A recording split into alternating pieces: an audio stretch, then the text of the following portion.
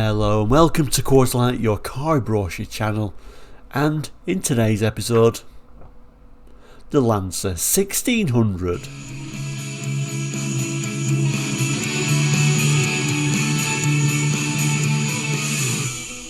Hello and welcome back. Now if you're new to Quarterlight, we're a car brochure channel here on YouTube, looking at car brochures from around the world for the 60s, 70s, 80s and 90s, and we sometimes go all beyond that as well. So if you're interested in cars, car brochures, looking back at cars gone by, bringing back those memories that these cars bring, and indeed looking at cars we may not remember but are interesting to look at anyway. But if that all is true, then please consider subscribing. It is all completely free. Now today's episode, the Colt Lancer 1600, or the Mitsubishi Lancer 1600 today. Last week we looked at the 1400, so this is kind of like the follow-up of that episode. If you missed the 1400, we'll do a link at the end, but let's get straight on with it and throw this on the board. So 74, 75 Lancer, this particular brochure I think is 75, but we'll have a look at that in a moment. This is only really a two-sided sheet, so we'll go to this for a bit more information on there as well. But this is the, I guess, more sporty version of the Lancer at the time. We're calling it Colt Lancer because this is a UK brochure. In the UK, we didn't think Mitsubishi would catch on as a name, but obviously it did, so it was a little bit of a weird time. But nevertheless, I like these cars. Bit of rallying success, of course, as well as with the later Lancers, of course. All these aren't four-wheel drive, of course, just a two-wheel drive car, but nevertheless there's something very interesting about it. A very robust car of its time.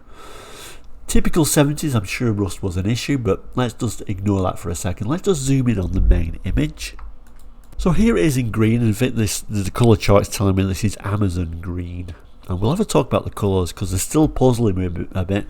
If you remember on the last episode, I've got two colour charts with one colour difference, and I'm still not 100% sure why that is. But interesting grille at the front there. Very interesting, very unusual grille design. We saw that the very base 1400s actually had painted these little chrome bits that go around the headlights, but proudly showing chrome. Interesting, you'll also notice on the bonnet there, the 1600's got these very unusual sort of tacked on as an afterthought bits of an extra sort of grille there on the bonnet, which is a little bit unusual. The wheels, quite plain, although we saw on the 1400s, particularly the higher spec 1400s, we got like a fancy sort of wheel trim. They've kind of like foregone that for this more of a sportier look, I think is what we're trying to do here.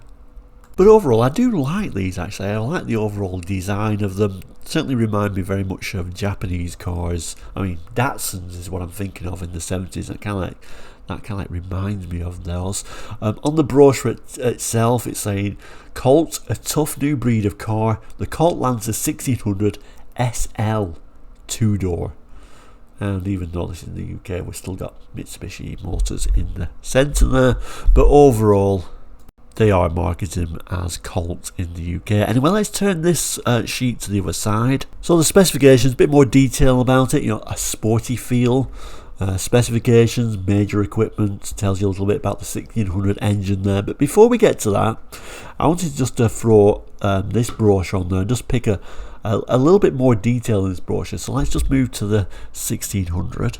Oh, here it is, same car that they've used in that same Amazon green colour, but from different angles. We also get an inside shots and a bit of a rear shot as well. This is describing it as for the sportsman. A compact high performance package. Sounds interesting, doesn't it? Let's just zoom in on the main image first. Now it does look like these pictures are one in the same with the other brochure, as is they must have taken all these pictures together. It's the same sort of scene, but this is a slightly different angle. Text tells us the Colt Lancer 1600 is the car that was recently been taken the international rally scene by storm. Modified for a rally competition, this is the same basic model that swept the first 5 places of the 1973 Southern Cross Rally and ran away with top honours in the 1974 Safari Rally. So like other manufacturers, for example Ford, go rallying. It certainly is one of those things that sparks interest and makes you want to buy these once you've seen it in a rally, of course, although the rally versions are obviously going to be hugely modified to what you can actually buy in the showroom, but still kind of like gives you that insight and think, well, this might be quite a tough vehicle.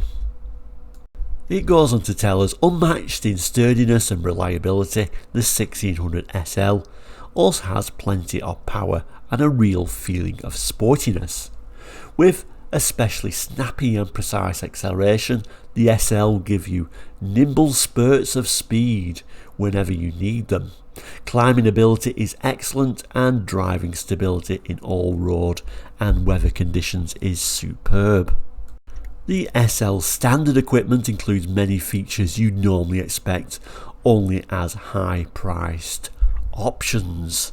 For example, slide adjustable and fully reclining 18 position front bucket seats, a close ratio 5-speed floor mounted gear shift, tachometer, clock, racy 3-spoke steering wheel, tinted glass, console box, steering wheel lock and rear window defogger. Thick vinyl padding on the upper dash increases passenger safety, while large, easy to read, deeply recessed instruments add to the dashboard's smart appearance. The SL also features a tilt adjustable impact collapsible steering wheel and the unique Colt Lancer flow through all-weather ventilation system. And it starts then talking about what these little pictures are all about. So let's start with that 5-speed synchromesh floor shift picture. Also shows a very interesting little clock position, and what that is next to it is, I have no idea. But there is the unusual angle of the gear lever, but we've added with this extra little bit of a console now on the 1600. It tells us we've got powerful windshield washers. Hopefully the wiping pattern pleases Mr. Hubnut. It's got what it describes as a rear window defogger. And this is a factory equipped radial tyre. In fact, the main picture looked like it was a dart wheel. This looks more like it's sort of gold, which is unusual.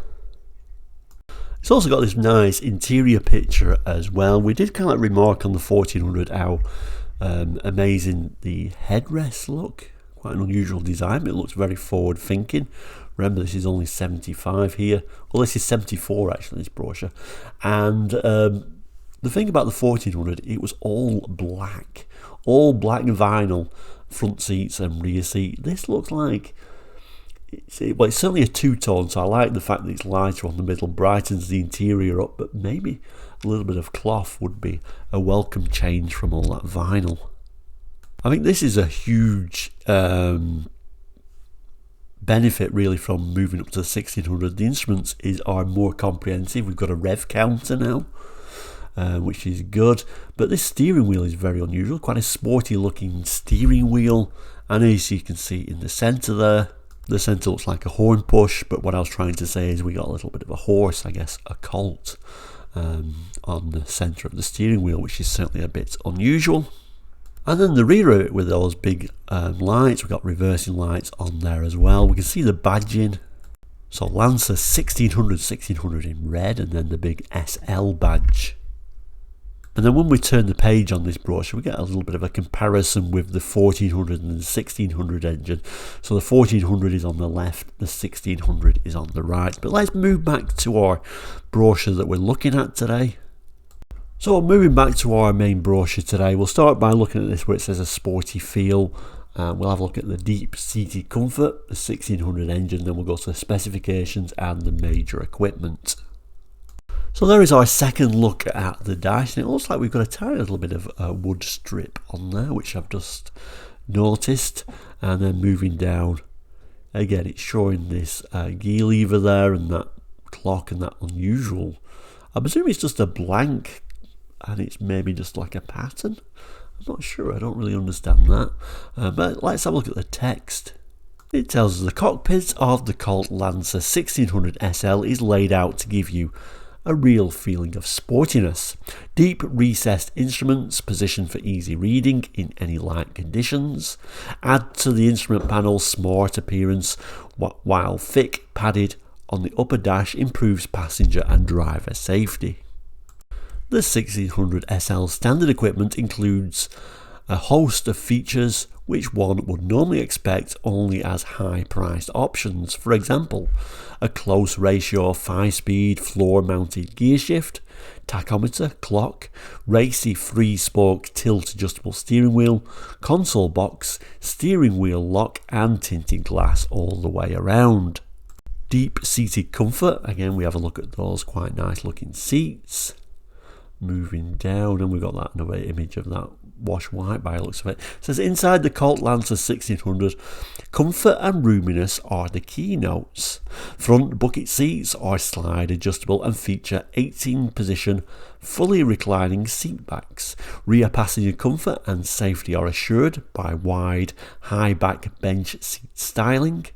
Rear passengers have the use of a convenient and capacious side pocket. Double front desk construction, thick loop carpeting and liberal use of soundproofing material makes the Colt Lancer's interior a study in restrained silence. Colt Lancer, truly a unique blend of sportiness and touring car quality comfort. And then we do get an image again of the 1600 engine, the 100 horsepower. 6300 RPM 1600 engine delivers 101.2 foot-pound maximum torque at 4000 RPM. Powerful yet light and quiet, the 1600 features sharp, precise response with just the right amount of power at low and high speeds alike. Hemispherical combustion chambers make for both superb fuel economy and minimal exhaust pollution. Exhaust emissions are further reduced by such measures as recombustion by blow-by gases. It then starts talking about the variable ratio steering gear, which was the same as the 1400, so designed for high stability, high speed, straightaway and slow city driving alike. The variable ratio steering gear adjusts automatically as the turn angle increases to make steering far easier. Brakes, big capacity floating caliper, front disc brakes and hefty 8-inch leading trailing rear brakes adjust automatically to all braking conditions, assuring smooth, even braking in all situations. We get a collapsible steering column as well by the looks of it. So tilt adjustable steering wheel can be moved a full 35mm up and down, ensuring the driver to select the wheel position which best suits him. Steering column is impact collapsible for greater safety. Then we get this specification. So it starts with the dimensions and weight and then moves on to the performance. So maximum speed of this is 100 miles per hour. 0 to a quarter mile 18.2. Now just comparing that to the 1400. So just reading the 1400s out, there isn't a huge difference actually. So the speed of the 1400 was top speed 96.9 rather than 100, and acceleration 0 to a quarter mile 18.7 seconds rather than 18.2 with this. So not a huge speed increase, to be honest with you. So I talked about the electrical system, 12 volts, lubrication system, clutch, transmission. This is quite nice though. A manual 5-speed synchromesh floor mounted shift lever. 5-speed gearbox on the 1600. I think for the mid 70s, I think even though the speed increase wasn't much, I think it's quite respectable really for the mid 70s, and a 5-speed gearbox. I can certainly see why people would be tempted into this rather than a Morris Marina, for example. The major equipment, it tells us we've got a tilt steering collapsible column with steering lock, sports type steering wheel, radio, which is optional, clock, tachometer, trip odometer, cigarette lighter, ashtray, parcel tray below instrument panel, floor-through ventilation system, floor console box, dual sun visors, reclining bucket seats, head restraints, loop pile carpeting, padded armrest, passenger assist grips, outside rear view mirror, optional, tinted glass all windows, 2-speed washer wiper, electric rear window defogger, heater defroster with 3-speed fan, power assisted front disc brakes, radial ply tyres and a toolkit. So that is the brochure. I probably should just read out when the date of this. Let's just confirm the date on the bottom. So June 75, this one.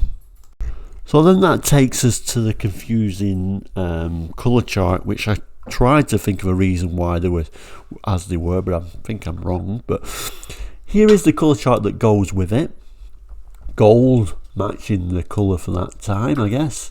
It's telling us, and this end bottom is for the 1600, so I'll just take us down this column, but it tells us we've got a choice of all these different colours basically.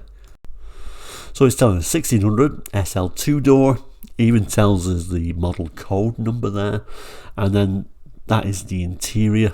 The other models just quietly said black vinyl, this says black tricot. Interestingly, moving down to the colours, we can have Fuji white, Amazon green next, although for some reason it doesn't come out on camera, but we did see the colour on the brochure there. Moving down, we've got Alpine silver, which is metallic, Aso red, and we can also have this rather nice Tahiti blue colour as well, all available for this 1600 model. We can also see the date of this, September 74. And remember, this green colour was being used in that 75 brochure, which adds to the confusion of these colour charts, because I have a second colour chart. This time it's in silver at the top. Tells us the same date, September 74, but we can see green has been placed by the yellow. So I was thinking last week, I don't know if anyone watched that episode, but I was thinking maybe it was originally green and September 74 they just moved it over to yellow, kind of like an overlap.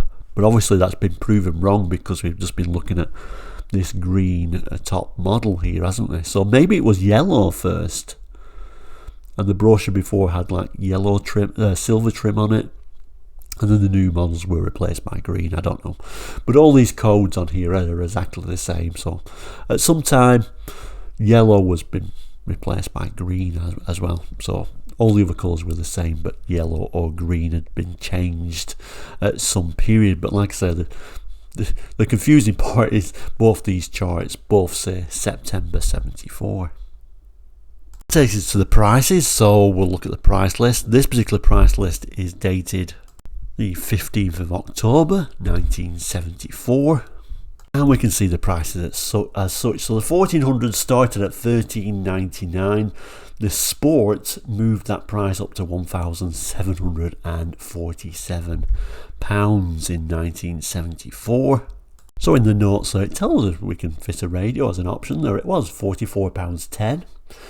Some of these options on here, the 1600 would already have, of course. It was talking about tinted glass and heated rear window. £45.59, so obviously that would have been more for the base models. We can get a radio, headrests and reclining seats for $86.34. Again, those features were on the Sport model as well, apart from the radio. And then we get a radio, tinted glass, clock and heated rear window. Again, this Sport model has all those apart from the radio, so doesn't really apply. I'm thinking the Sport has also got those Sport road wheels that we saw, but we could option them for the other models for £9.98. So there we go, the Lancer 1600 to be added to the 1400 we looked at last week. If you missed the 1400, I'll do a link at the end.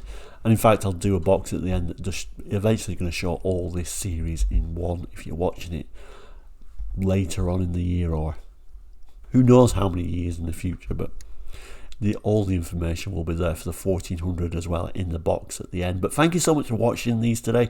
Do you remember these? Do you remember the rallying success? I think quite a bit of rallying success, but I always think we forget about these, where we always remember the Escorts in the UK, but these had a lot of rally success as well. A well-proven tough car for sure. Please jot in the comments if you do remember these, good or bad memories. I like to read them all. But we'll end, as we always do, by saying thank you for watching Quarterlight today and the Colt Lancer 1600. I would love one of these actually. But next week I would love the next model even more. We're going to look at Gallants, and I really love the Mitsubishi Gallant. Although it's going to be called the Colt Gallant here, but I love this generation of Gallant, so we'll see those next week. But thank you so much for watching today. I'll add those boxes here if you wanted to jump to other episodes of Quarterlight. I'll also mention, if you've enjoyed this episode, please do consider subscribing. It is all completely free, much appreciated. As is, you can become a member. Have a look at the YouTube Quarterlight page for that. For a small fee you can become a member and help the channel grow. But thank you so much for watching today. Please do take care, and we'll see you very soon. All the best and goodbye.